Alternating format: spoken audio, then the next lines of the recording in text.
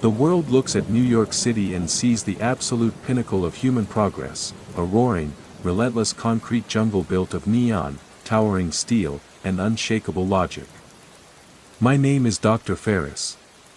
Let me clear something up from the very beginning, boss, because it has been driving me mad lately. In the past, when I first arrived in this country, I used to introduce myself by pronouncing my name as Fairs. I only did it to make things easier for the locals, to sound just a little bit closer to the American pronunciation so people wouldn't stumble over the syllables. But that backfired completely. People actually started thinking my real, legal name was Fairs, but that is absolutely not right. It is a complete misunderstanding. I am Dr. Ferris, an Egyptian forensic pathologist working the graveyard shift in one of the busiest, most high-profile medical examiner facilities in the heart of Manhattan. Millions of people live their lives in this city, packed tightly into cramped subway cars and soaring high-rises, completely convinced that everything in this universe can be explained by a stock ticker, a transit schedule, or a clinical psychiatric evaluation.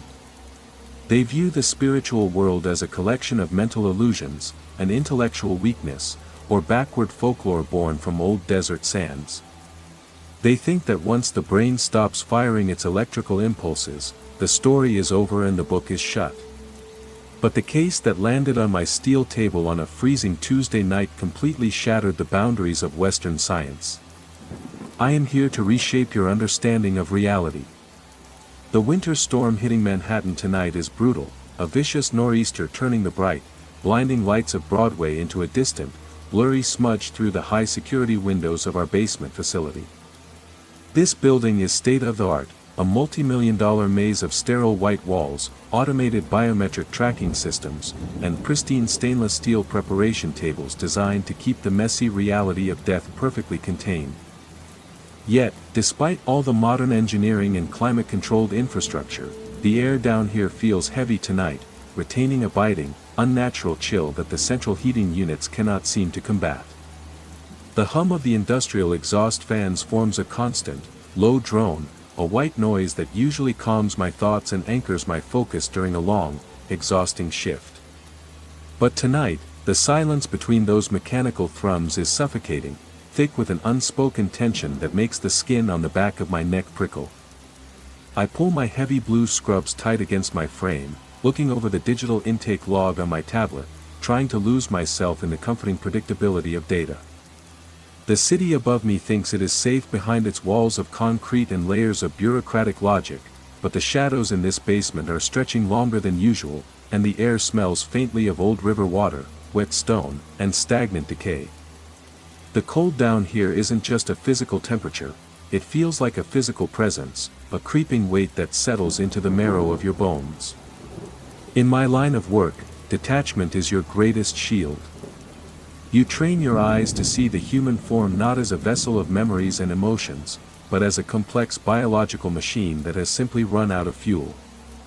You look for the entry wounds, the arterial occlusions, the chemical anomalies, and the structural failures. You do not ask what the body loved, what it feared, or what it saw in the final seconds before the light vanished from its eyes. If you let those questions creep in, the basement will swallow you whole. I learned that lesson back during my residency in Cairo, but back then, the stories of the unseen world were woven into the very fabric of daily life. Here in New York, they pretend the dark is empty. They believe that if you shine enough artificial light into a room, the ancient things will simply evaporate. They laugh at the old protections, calling them the delusions of an uneducated mind. But as I stand alone in this pristine, crimson-shadowed suite, listening to the wind howl against the reinforced glass, that secular confidence feels incredibly thin, like a sheet of brittle ice covering a deep, black, turbulent ocean.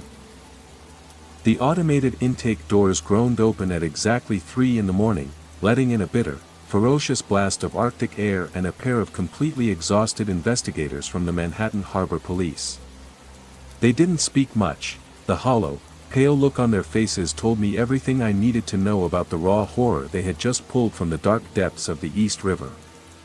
They rolled a heavy, specialized zinc gurney into the secondary isolation suite, signed the digital ledger with trembling fingers, and left immediately without a word, eager to escape the subterranean, oppressive cold of our facility.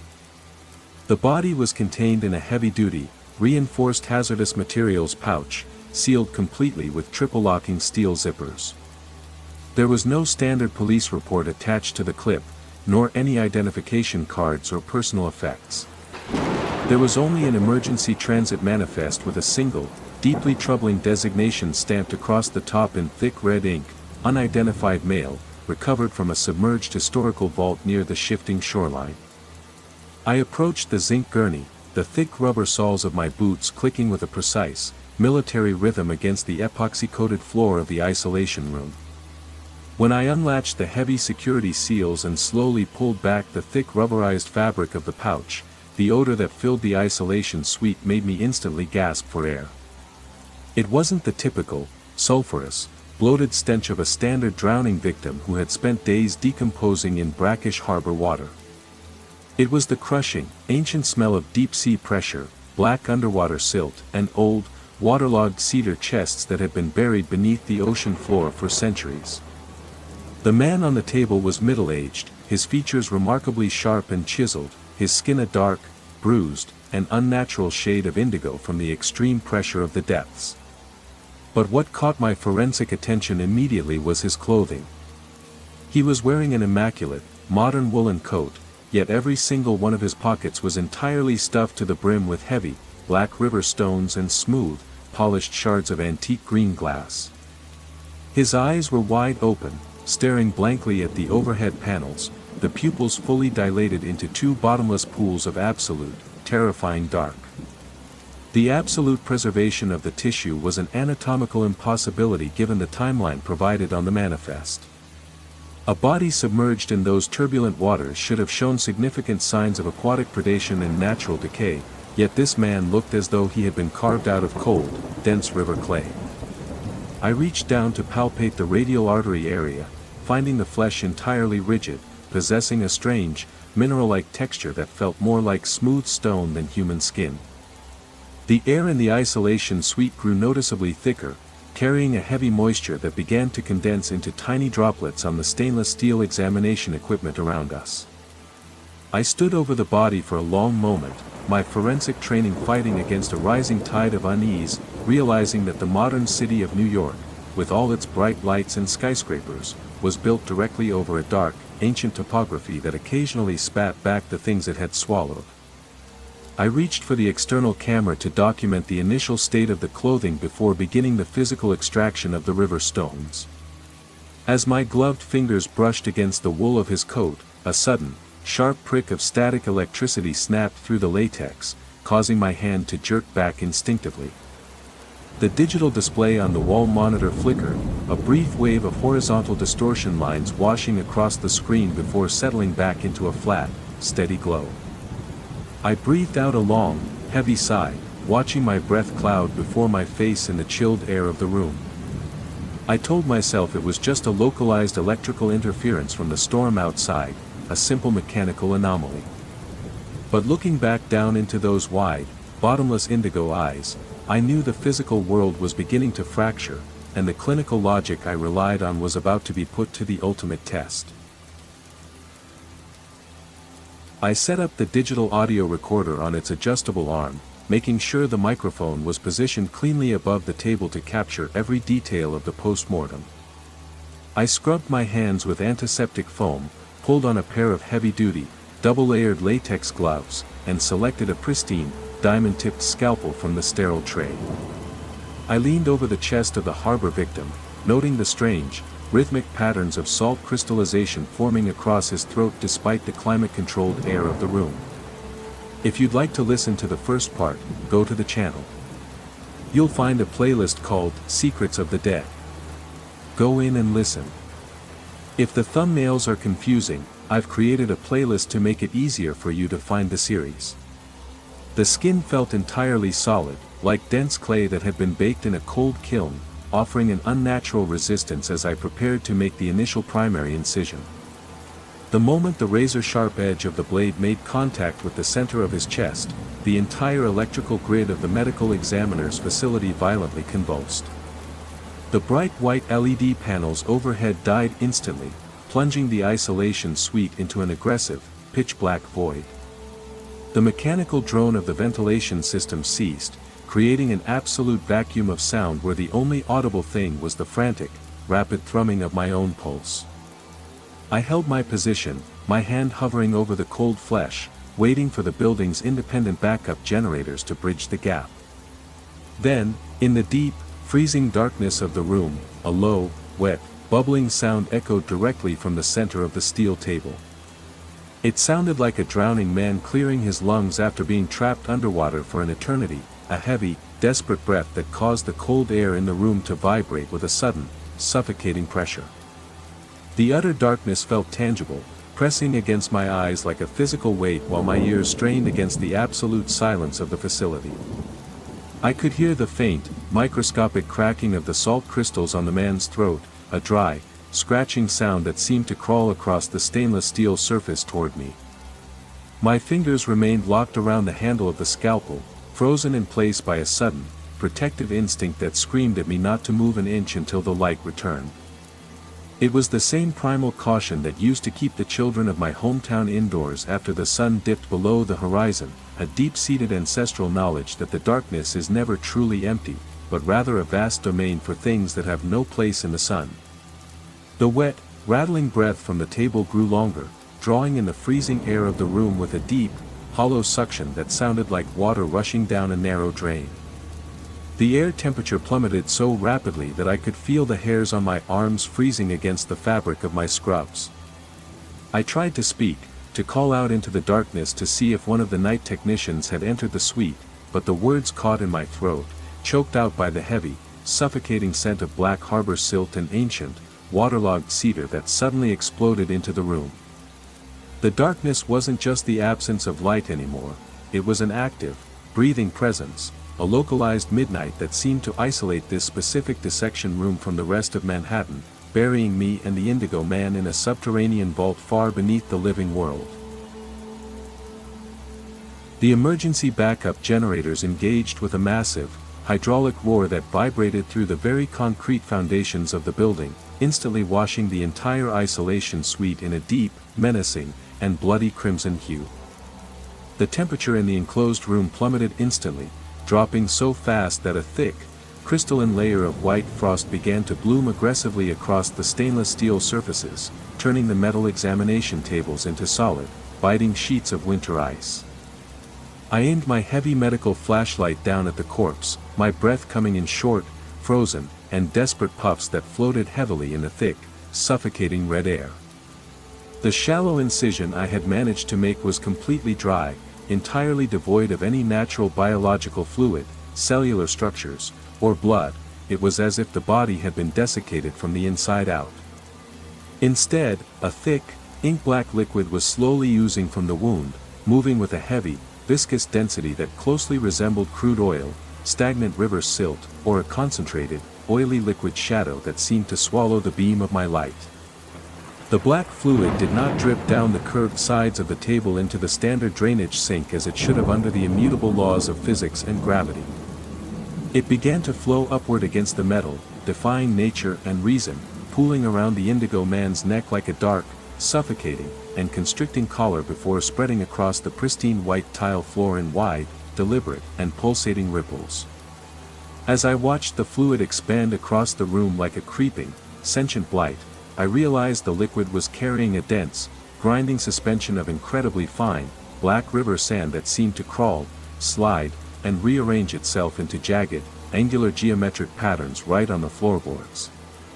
My head began to swim with a sudden, violent wave of intense, bile-inducing nausea, the crimson walls of the room appearing to tilt, warp, and lean inward like a closing casket, as if the entire basement facility was actively sinking into the dark, freezing, and lightless waters of the river miles above us.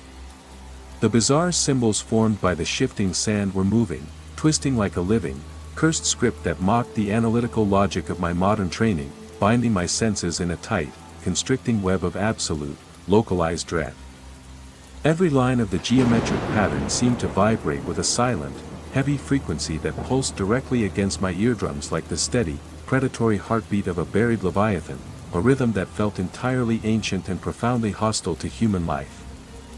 I tried to lift my feet to step backward, but the soles of my boots felt heavy, as if the rising, oily black water on the floor was gaining a magnetic, necrotic hold over my very clothes, anchoring me to the epicenter of the curse. The modern facility, with all its multi-million-dollar technology, felt entirely fraudulent and paper-thin now, a pathetic mask that had been violently ripped away to expose a primordial, watery abyss right in the beating heart of New York. The black fluid continued its upward, impossible creep, defying the drainage channels entirely, defying the very architectural engineering of the room. It was an impossible, sickening sight, a physical contradiction that my logical brain scrambled in vain to categorize or dismiss as a mere chemical reaction. But there was no chemical reaction on Earth that could cause a fluid to organize itself into an intelligent, geometric, and hateful formation. The air became so rich with the pungent, cloying smell of wet, churning earth and rotting, waterlogged wood that I could taste the brine on the back of my tongue, a bitter, metallic flavor that made my throat tighten in a violent, involuntary spasm of terror. I stared at the moving, grinding sand, watching the jagged shapes solidify into sharp, angular scripts that looked terrifyingly similar to the ancient, forbidden talismans my elders used to warn me about in whispers, realizing with absolute, gut-wrenching certainty that whatever had taken over this body was using the physical laws of this room as nothing more than a canvas for its own terrifying, hungry, and ancient manifestation. The red emergency lights transformed the sterile, modern layout of the New York facility into a labyrinth of deep, bloody, and suffocating trenches.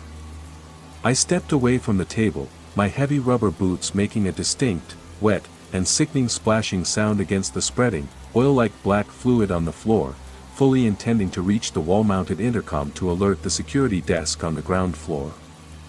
But before my trembling, sweat-slicked hand could even make contact with the hard, clinical plastic housing, the heavy, reinforced steel security door of the isolation suite locked itself with a rapid, metallic sequence of loud, electronic clicks that echoed like rapid-fire gunfire through the small, claustrophobic room.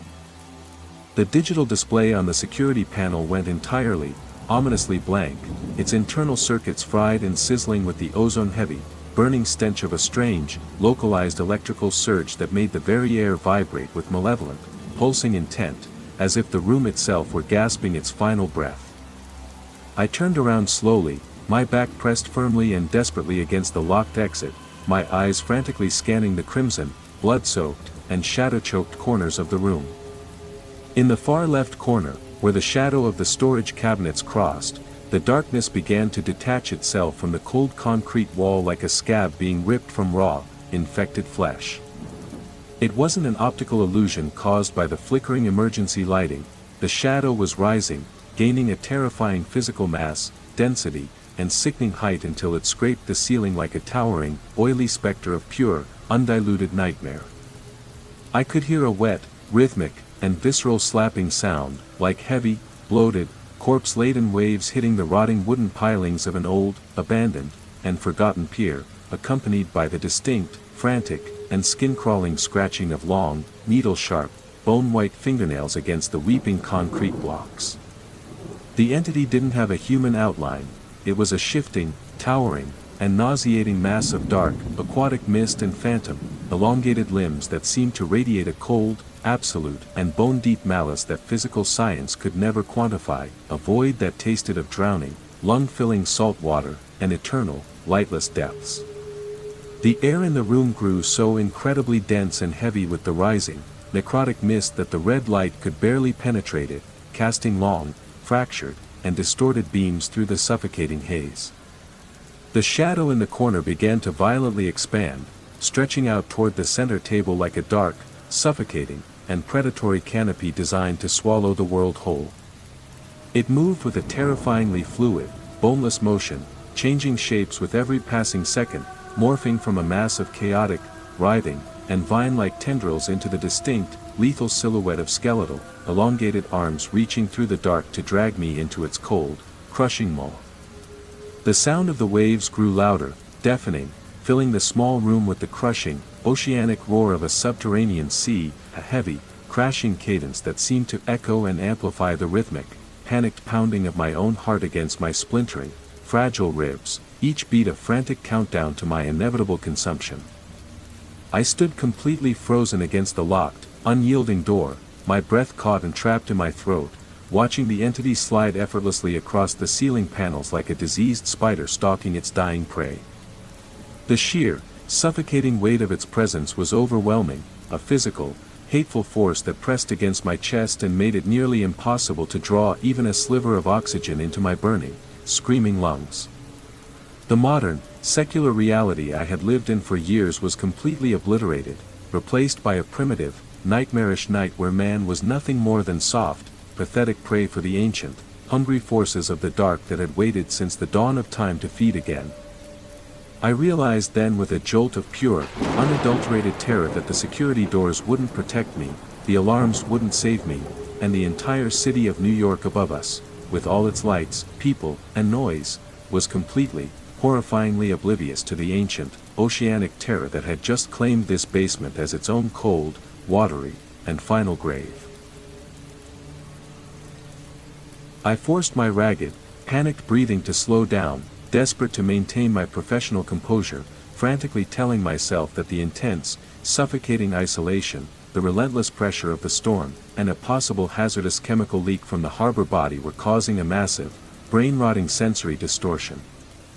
I reached for the digital audio recorder on its adjustable arm, intending to play back my initial intake description to ground my spinning, fractured mind in the comforting, sterile reality of clinical facts.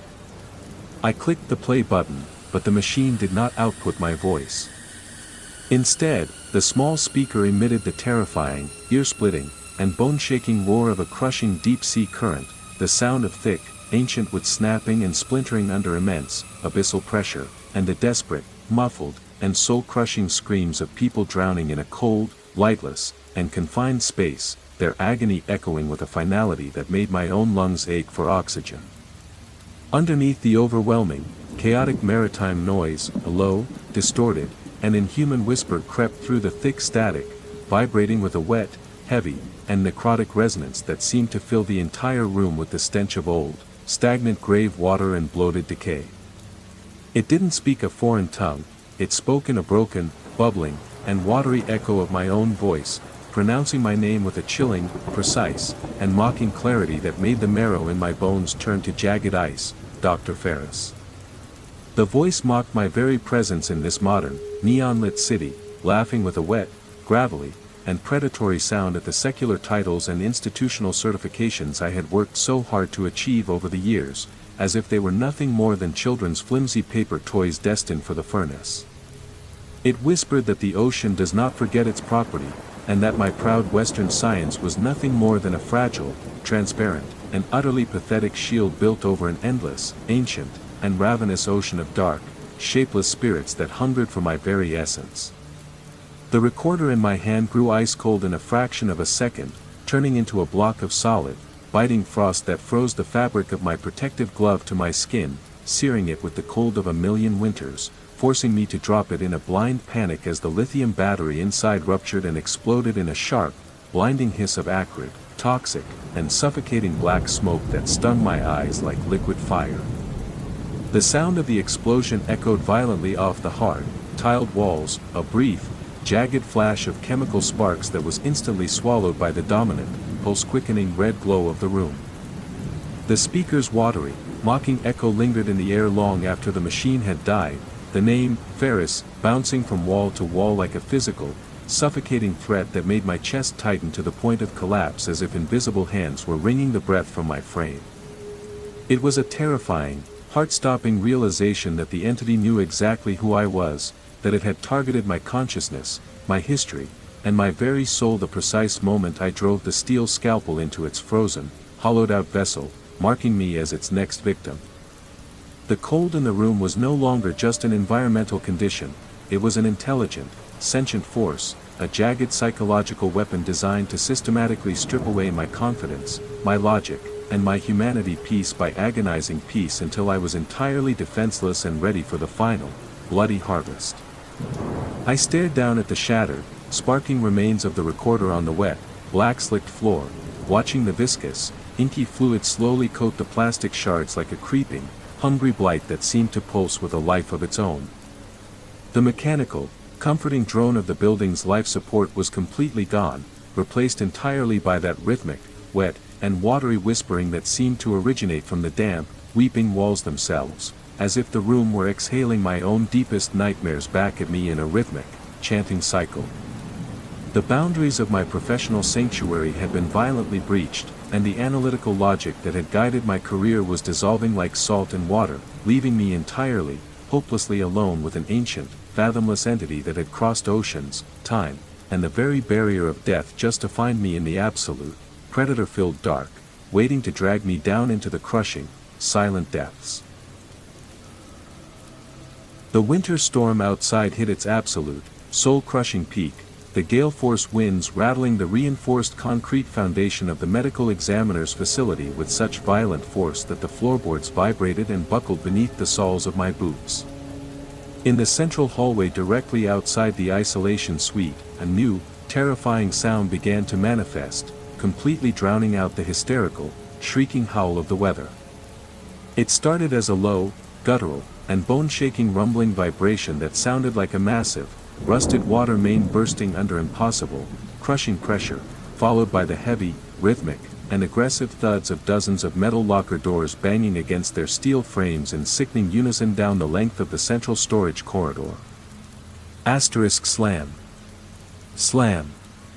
Slam, asterisk. The cadence was deafening, a chaotic, mechanical, and sadistic percussion that echoed through the subterranean, tomb-like depths of the building like a final, distorted warning bell signaling the end of all things. I forced myself to move, my legs feeling heavy, leaden, and uncooperative as I waded through the rapidly rising, icy liquid toward the reinforced glass viewing window of the security door. The sight that met my eyes instantly froze the blood in my veins, turning my heart into a block of jagged ice. The long, white corridor, usually a pristine, brightly lit, and comforting artery of clinical efficiency, was completely flooded with over a foot of thick, sludge-filled black river water that bubbled up directly through the cast-iron floor drains, releasing the foul, necrotic stench of drowned centuries. The independent storage trays containing the city's unclaimed and forgotten dead were sliding out of their refrigerated, frost-encrusted slots on their own, the motorized steel tracks screeching in high-pitched agony and throwing blinding showers of electrical sparks under the unnatural, agonizing strain. The bodies beneath the thick, opaque, and clinical white plastic shrouds were completely, soddenly saturated, the dark, freezing water logging the synthetic fabric until it clung tightly to their pale, stiff, and decaying features, outlining the gaunt, sunken contours of their faces like wet, suffocating plaster. They weren't rising to stand or walk, but their limbs were thrashing with mindless, savage violence beneath the wet plastic, kicking and slapping against the metal trays with a wet, meaty impact, splashing the freezing black water against the sterile, white walls in a frantic, desperate, and jerky attempt to break free from their rusted metal restraints. It was a macabre, undulating, and nauseating tide of twitching limbs, ripped shrouds, and grinding bone, driven by the exact same primordial, aquatic current that had taken over my isolation room and turned my sanctuary into a slaughterhouse. The water in the hallway was rising at a frantic, impossible speed, dark, swirling currents of oily sludge spiraling around the overturned supply carts and floating, blood-spattered clipboards.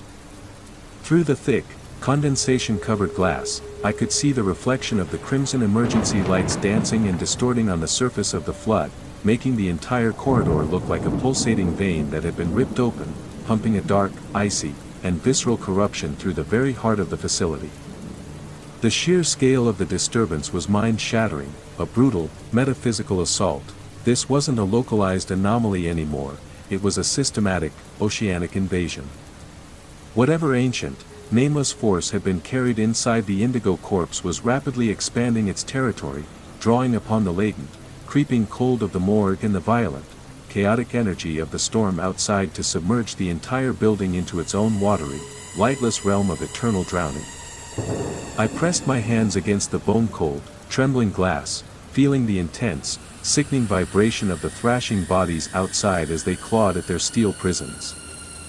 The mechanical, high-tech alarms of the hospital were entirely, eerily silent, their intricate wiring likely submerged and permanently ruined beneath the relentless, black tide.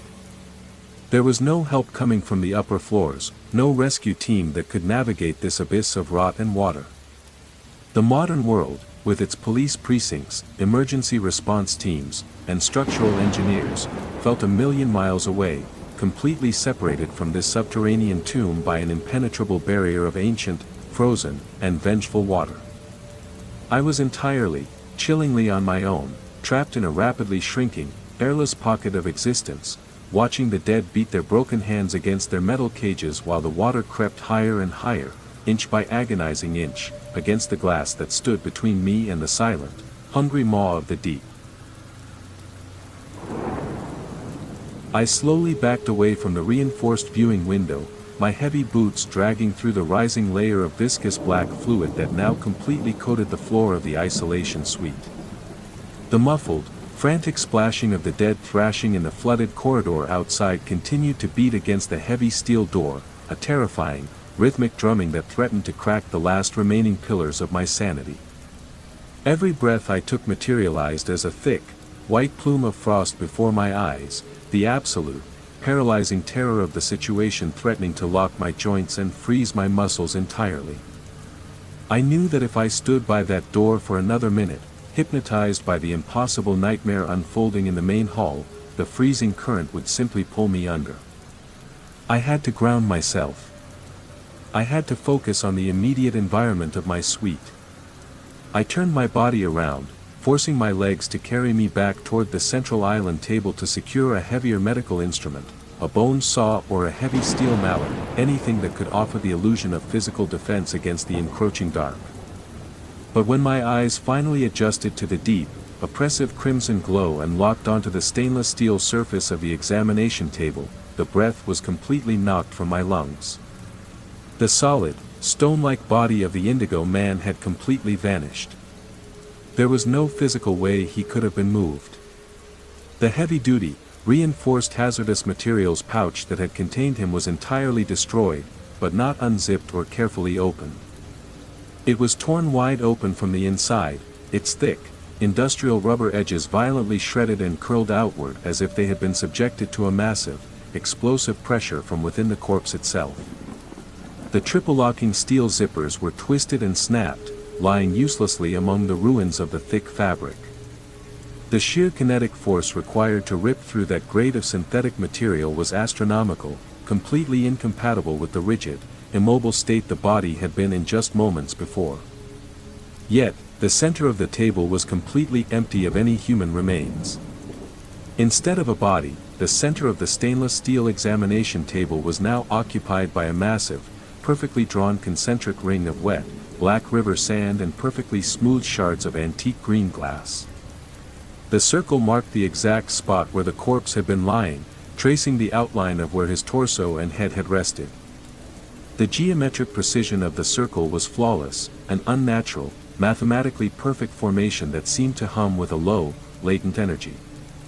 The thick, oil-like black liquid was still pouring continuously from the very center of this circle, cascading over the curved edges of the steel table and dropping onto the flooded floor below. The liquid fell with a heavy, deliberate, and rhythmic cadence, asterisk thud, thud, thud asterisk, a sound that echoed through the small room like the slow, menacing ticking of a deep-sea clock counting down to my final moments.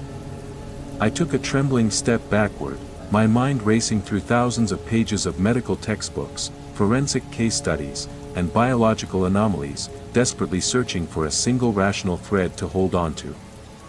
But the environment around me was actively dismantling reality.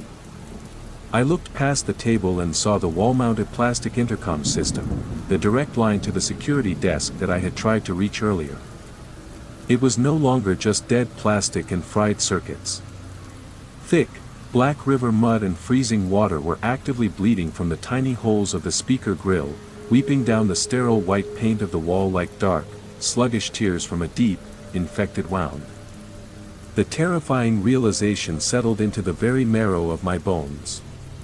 The threat was not just the thrashing bodies locked out in the corridor, nor was it a simple spirit wandering the room. The entity had completely integrated itself into the physical structure of the isolation suite. It was in the pipes, in the walls, in the flickering red lights, and in the freezing air itself. It had used the biological shell of the drowned man merely as a Trojan horse to cross the threshold into our world, and now, it was shedding that useless vessel to claim the entire space. Dr. Ferris, the educated man of science, was no longer standing in a multi-million-dollar medical examiner's facility in New York. I had been completely swallowed by an ancient, underwater tomb, and the walls were rapidly closing in. A freezing, wet grip, impossibly strong and smelling of absolute decay, suddenly locked around my right ankle with the crushing force of a steel vice. The contact was instantaneous, absolute, and brutal, an icy, necrotic shock that felt like plunging my bare, unprotected leg directly into an Arctic river to be gnawed by the jaws of the deep. Before I could pull away, twist my body, or let out a proper, air-filling scream, the force yanked my leg out from under me with an impossible, inhuman, mechanical strength that sent me airborne for a split second. I hit the floor with a bone-jarring impact, my shoulder catching the base of the heavy metal instrument cart, sending a tray of stainless steel forceps, clamps, and razor-sharp scissors crashing down around me in a chaotic, deafening metallic din that sounded like the shrieking of tortured souls. I was dragged ruthlessly across the wet, slick tile, my back sliding through the pooling, viscous black fluid, until my spine slammed with sickening violence against the heavy iron support pillar in the center of the room, knocking the wind from my lungs in a desperate, wheezing gasp. I lay there on the floor, gasping for air as a suffocating, invisible weight, like the pressure of 1,000 fathoms of black water, settled heavily over my ribs, making every expansion of my lungs an agonizing, fire-filled chore. Floating directly above the center table, suspended mere inches beneath the rattling, weeping ceiling panels, was the physical shell of the harbor victim. His limbs were extended at wide, completely unnatural, bone-snapping angles as if he were drifting endlessly in a lightless, crushing deep-sea trench. His mouth was stretched open into a wide, bottomless, and jagged circle, his jaw unhinged far past the natural, structural limits of human anatomy, leaving his throat a gaping, cavernous maw. From the depths of his ravaged throat, a constant, heavy stream of cold, black, thick river water was pouring upward toward the ceiling, defying gravity completely, and collecting into a massive, undulating, and swirling cloud of dark, suffocating mist that hung above our heads like a predator waiting to descend. The salt crystals on his skin were no longer dormant, they were glowing with a fierce, sickly, and radioactive-looking green light, tracing a jagged, ancient, and forbidden script across his face and chest that made my eyes burn with sudden, blinding, and cranial-shattering pressure.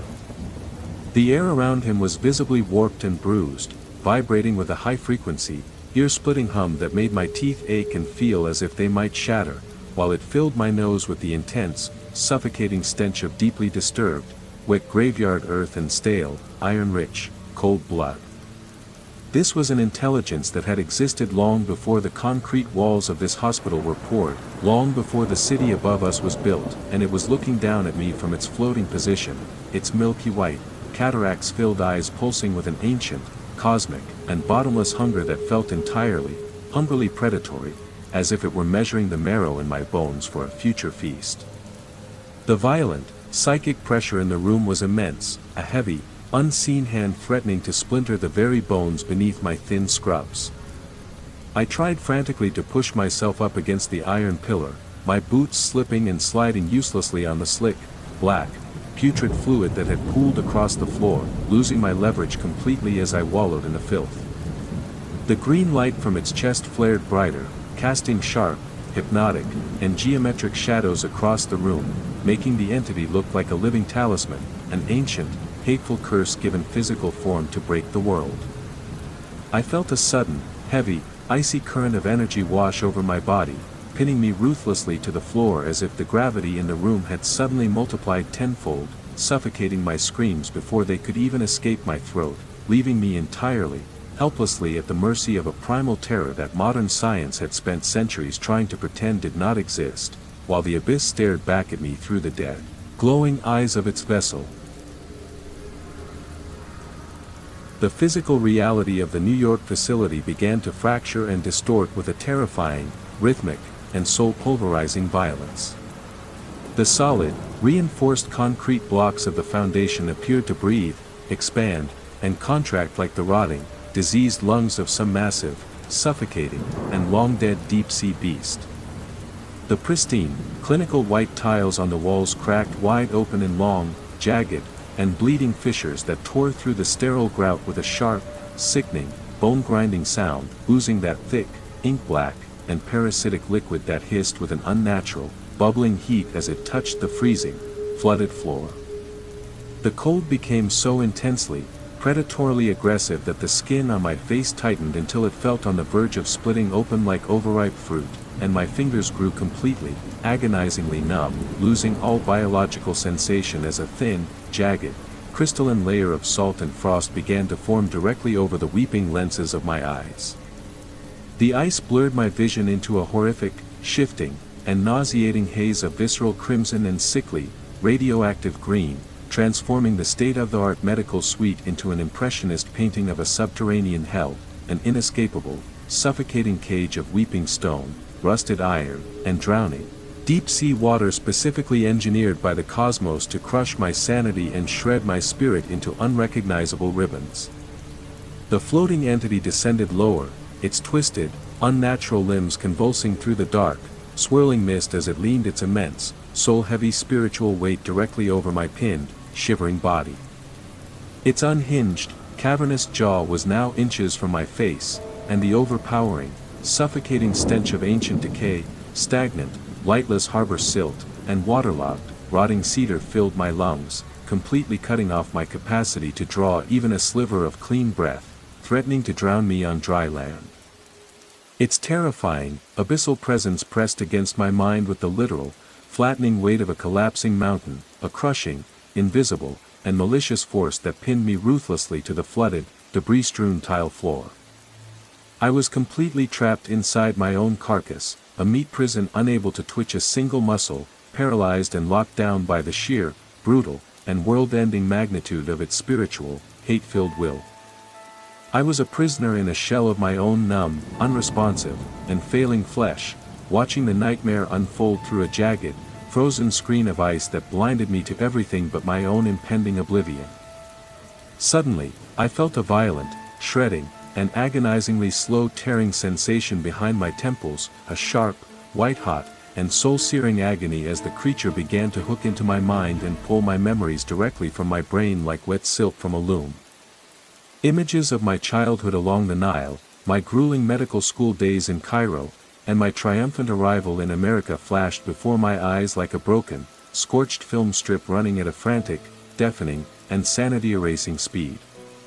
It did not just want to terrify me, boss, it wanted to completely, utterly erase my existence, to violently hollow out my mind and shred my consciousness into meaningless confetti so it could inhabit my living, warm flesh and walk out into the cold New York winter using my name, my face, and my medical credentials as a shroud for its hunger. The pain of the intrusion was blinding, a sharp, electrified iron needle driving straight through my thoughts, dissolving the clinical facts and rigid science I had relied on for years into a steaming, useless soup of gray, formless sludge. I realized then, with absolute, terrifying certainty, that my science, my modern knowledge, and my prestigious, gold-stamped degrees were completely useless, pathetic weapons against this primeval force. You cannot fight an ancient, primordial, and bottomless curse with a Western textbook or a brittle institutional diploma. In the absolute, terrifying, and lightless dark of my rapidly failing mind, as my cherished memories began to fade into gray, bitter ash, I had to reach past the secular, sterile education that had left me entirely defenseless in the face of the abyss. I had to find the ancient, cultural, and iron-hard resilience I had spent years trying to downplay to fit into this sterile, modern city, the deep-seated, ancestral understanding of the unseen, violent world that my people had carried for generations. I had to reject the modern, failing machine and surrender to the raw, pulsing, and instinctual terror of the dark, for only there, in that ancient, blood-soaked place, would I find the savage strength needed to claw my way out of this tomb. With a final, desperate, soul-shattering surge of primal willpower, fueled by the raw, unadulterated instinct to survive that burned in my chest like a dying star, I violently broke through the crushing, suffocating mental paralysis that threatened to dissolve my mind into a static-filled nothingness. My hand swept frantically across the frozen, weeping floor, my numb, shaking, and blood-starved fingers brushing against the cold, serrated steel of the fallen scalpel that had slid under the shadow-drenched, grime-coated storage cabinet. I gripped the handle with an agonizing, frantic, and bone-deep tightness that made my knuckles turn ghost-white and skin tear against the metal, but I did not use the tool to attack the entity floating directly above me. I knew that physical weapons were mere toys, pathetic trinkets to a creature born of toxic smoke, absolute frost, and ancient, hateful malice that spanned centuries of human suffering. Instead, with a brutal, unhesitating, and agonizingly slow jerk, I pressed the razor-sharp point of the blade directly into my own palm, slicing deep through the skin, fatty tissue, and cord-like muscle from the base of my thumb to the jagged edge of my wrist to let my warm, living blood flow freely, a desperate, steaming offering to the dark that splattered onto the cold tile floor like a ritual sacrifice to a starving, nameless, and indifferent god of the abyss. The sharp, biting, and white-hot agony of the deep, yawning cut shattered the entity's psychic stranglehold over my mind like a fragile mirror struck by a heavy, iron-headed hammer, breaking the paralyzing, suffocating grip instantly and restoring a terrifying, crystal-clear, and painful clarity to my frost-covered, blurred vision. I roared against the suffocating, soul-numbing cold, using my bleeding, pulsating, and trembling hand to strike the stainless steel support pillar beside me with a wet, heavy, and resonant thud that echoed like a funeral bell, drawing a crude, primitive, and protective circle of living, steaming, metallic-smelling blood between myself and the hovering, necrotic corpse, desperately invoking the ancient, instinctual, and savage protections of life against the encroaching, bottomless void that hungered for my marrow. The exact, precise moment my hot, iron-scented blood hit the cold, unyielding metal, the entity let out a deafening, unnatural, and multitonal shriek, a sound of pure, concentrated, and cosmic fury that instantly shattered every glass specimen jar, heavy light bulb, and optical sensor in the room, showering the basement in a lethal, blinding rain of sharp, sparkling, and jagged glass shards that sliced through the suffocating darkness and tore into my shivering, exposed skin like thousands of microscopic, hungry, and rusted teeth. The spiritual, freezing wind in the room whipped into a violent, localized, and devastating hurricane of swirling frost, shattered glass, and thrashing, oily shadows, tearing the heavy, mold-ridden drapes from the walls and knocking over the massive, groaning equipment stands with bone-rattling, deafening crashes that mimicked the sound of a structural building collapsing into a shallow, mud-choked grave. The dim crimson backup lights failed completely under the unbearable, crushing pressure, plunging us into an absolute, suffocating dark filled with flying, razor-sharp debris and the overpowering, nauseating stench of burnt, resinous pine needles, wet copper, and decaying, centuries-old earth. I held my ground at the base of the pillar, pressing my bleeding, open palm firmly against the freezing iron, refusing to close my eyes, and absolutely refusing to let the hungry darkness take the final, flickering sanctuary of my mind. I fought the ancient, creeping cold with the literal, searing, frantic warmth of my own existence, matching my puny, living will against its cosmic, infinite, and patient hunger until the very air itself screamed and tore with the violent, agonizing friction of our clash, a brutal struggle that felt like my very atoms were being ripped apart, yet I clung to the pillar, the steel, and my own fading, precious life with a grip so ferocious that my bones shrieked in protest, refusing to yield a single inch to the rapacious abyss that wanted to swallow my name, my history, and my very soul into its eternal, silent, frozen, and digestion-filled gut of endless, howling shadows. The spiritual hurricane didn't fade slowly, it snapped entirely the exact fraction of a second. The first pale, sickly dawn light pierced the high, grime-streaked basement windows. The deafening, soul-shaking roar of the subterranean ocean vanished instantly, replaced by the suffocating, heavy, and unnatural silence of an ordinary morgue that felt like a held breath. The intense, freezing, bone-crushing pressure lifted from my ribs, leaving me gasping for air against the iron support pillar, my chest burning as if I had been physically bruised from the inside. I looked around the room as the thick, viscous, ink-black fluid on the floor rapidly evaporated into a fine, foul-smelling gray mist, sucked away by the suddenly revived, groaning ventilation system that sounded like a dying beast. The emergency lights clicked off and the bright white LED panels hummed back to life, exposing the absolute, jagged devastation of the night. The facility was a ruin of overturned, mangled carts, bent stainless steel trays, and millions of glittering, razor-sharp shards of shattered glass that looked like fallen stars embedded in the floor. I forced my trembling, jelly-like legs to stand, gripping my deep-throbbing, bleeding left hand tightly against my chest to stop the pulse of warm, sticky fluid from staining my clothes. I stumbled past the wreckage and forced myself to look down at the center examination table, my heart hammering like a trapped bird against my ribs. The body of the Indigo Man had returned, and the circle of cursed sand was completely gone, as if it had never been. But the unnatural, stone-like preservation was shattered, the skin was now rapidly collapsing, putrefying, and bloating with a nauseating, wet sound, taking on the standard, horrific characteristics of a body that had spent weeks submerged in the black, swallowing depths of the East River. The ancient, hungry force had abandoned its meat vessel, retreating back into the lightless, wet dark the moment the sun broke the horizon to sear away the shadows it had weaponized against me. I walked over to the first aid station, my hands shaking violently as I wrapped my deep, yawning palm laceration tightly with sterile, blood-soaked medical gauze. I secured the tape just as the heavy, reinforced security doors at the end of the corridor hissed open with a mechanical protest. The day shift had arrived, their faces oblivious masks of normalcy. I stepped out into the central hallway, fully expecting to see the chaotic, bloody aftermath of the thrashing dead I had witnessed only moments before. But the corridor was pristine, bone-dry, and the heavy freezer doors were locked securely in place.